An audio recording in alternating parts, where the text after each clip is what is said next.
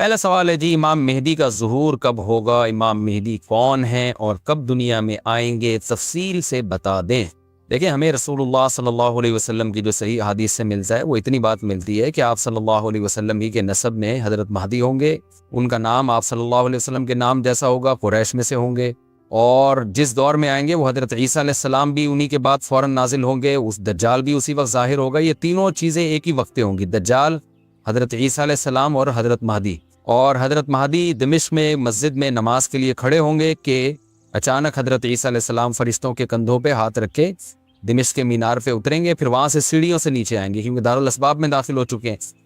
حضرت مہدی ان سے کہیں گے کہ آپ نماز پڑھائیں، وہ انکار کریں گے۔ حضرت مہدی کی اقتداء میں حضرت عیسیٰ علیہ السلام نماز پڑھیں گے اور پھر دونوں کی اقتداء میں جہاد ہوگا۔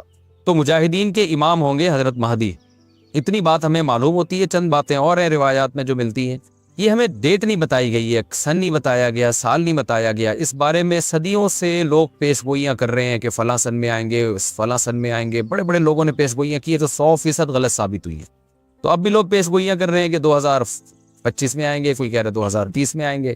تو گورنمنٹ کی طرف سے کوئی پابندی نہیں ہے، کوئی بھی کچھ بھی کہہ سکتا ہے۔ نبی صلی اللہ علیہ وسلم نے اس کو مبہم رکھا ہے، صحابہ نے مبہم رکھا، نہ صحابہ نے نبی سے تاریخ پوچھی، نہ مہینہ پوچھا، اور نہ نبی نے بتایا۔ اور ایسی چیزوں میں اسلام اس کو مجمل ہی رکھتا ہے، کیونکہ وہ مہینہ آتا اور اس مہینے میں کوئی بھی اٹھ کے مہدی کا دعویٰ کر دیتا تو کنفیوژن پیدا ہو جاتی ہے نا۔ اس لیے ہمیں اس پر مبہم ایمان ضروری ہے، مجمل ایمان ضروری ہے۔ مبہم تو نہیں کہیں گے، مجمل کا مطلب تفصیل ہمیں معلوم نہیں ہے، بس ہمیں پتہ ہے کہ ایک وقت آنے والا ہے قرب قیامت میں کہ حدیث میں آتا ہے خراسان سے ایک لشکر اٹھے گا اور اللہ اس کو فتح عطا فرمائیں گے۔ حدیث میں آتا ہے کہ مجاہدین لڑیں گے اور اتنی بڑی جنگ ہوگی کہ آپ صلی اللہ علیہ وسلم نے فرمایا کہ 1/3 مجاہدین اس میں جو لڑنے والے ہوں گے وہ شہید ہو جائیں گے، جو اس وقت کے سب سے افضل ترین شہداء ہوں گے، اور 1/3 مجاہدین وہ ہوں گے جو لڑائی کی شدت اور سختی کی وجہ سے میدان چھوڑ کے بھاگ جائیں گے۔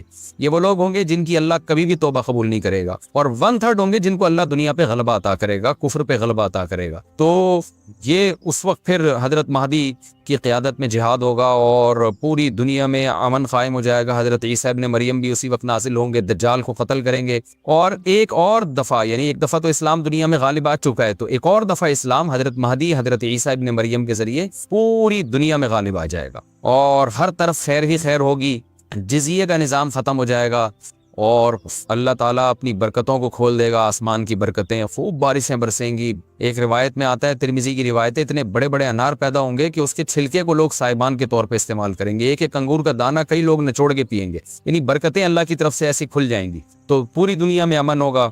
تو یہ جو نبی صلی اللہ علیہ وسلم کی جو بعثت تھی نا، آپ صلی اللہ علیہ وسلم کی، وہ کیا تھی؟ قرآن میں آتا ہے لِيُظْهِرَهُ عَلَى الدِّينِ كُلِّهِ۔ آپ صلی اللہ علیہ وسلم کو دنیا میں اس لیے بھیجا گیا تاکہ آپ دین کو پوری دنیا میں غالب کر دیں۔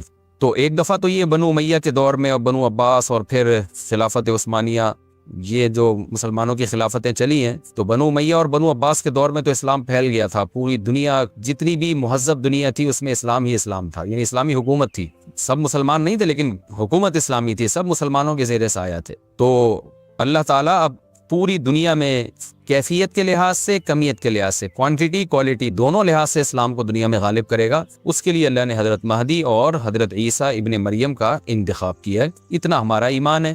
اب کیا ہوتا ہے کہ ہر تھوڑے دن میں کوئی مہدی اٹھ کے دعویٰ شروع کر دیتا ہے، اور تو امام مہدی سب سے پہلی بات یہ مجاہد ہوں گے، بڑی اہم ترین بات یہ ہے، اور انہی کے دور میں حضرت عیسیٰ ابن مریم بھی نازل ہوں گے، تو اور دجال بھی ظاہر ہوگا۔ تو اس لیے یہ تینوں چیزیں ایک ساتھ ہیں، اس لیے ان کو پہچاننے میں اہل اسلام کو دشواری نہیں ہوگی۔ حضرت مہدی کو تو لوگ خود تلاش کریں گے، ان کی علامتوں میں سے یہ بھی ہے، وہ دعویٰ نہیں کریں گے، لوگ اہل اللہ، بزرگان دین، علماء ان کو خود تلاش کریں گے۔ آج لوگ خود دعویٰ کر رہے ہوتے ہیں حضرت مہدی ہیں، میں حضرت مہدی ہوں، تو وہ دعویٰ جو کرے گا اس کا مطلب وہ تو ہو ہی نہیں سکتا۔ تو اس لیے ہمیں اس ٹاپک کو ختم کر دینا چاہیے، اس سینس میں ختم کر دینا چاہیے کہ جو دعوے کر رہے ہیں نا کہ کل آ رہے ہیں، پرسوں آ رہے ہیں، فلاں سن میں آ رہے ہیں، اس سینس میں اس ٹاپک کو ہمیں ختم کر دینا چاہیے۔ ہاں، جتنا احادیث میں ہے اس کو بیان کرنا چاہیے، اور جو لوگ بھی خلاف سنت ہوتے ہیں وہ تو حضرت مہدی ہو ہی نہیں سکتے۔ آج تو مہدی ہونے کا دعویٰ ایسے پاگل فضول قسم کے لوگ کر رہے ہیں، جو انسان ہونے کا دعویٰ کرنے سے پہلے ان کو سوچنا چاہیے کہ ہم انسان کے بچے بھی ہیں کہ نہیں۔ اچھا، یہ بھی انہوں نے پوچھا ہے کہ کیا امام مہدی نبی ہوں گے؟ امام مہدی نبی ہوں گے یا صحابی؟ اس بارے میں وضاحت فرما دیں۔ نہ وہ نبی ہوں گے نہ صحابی ہوں گے،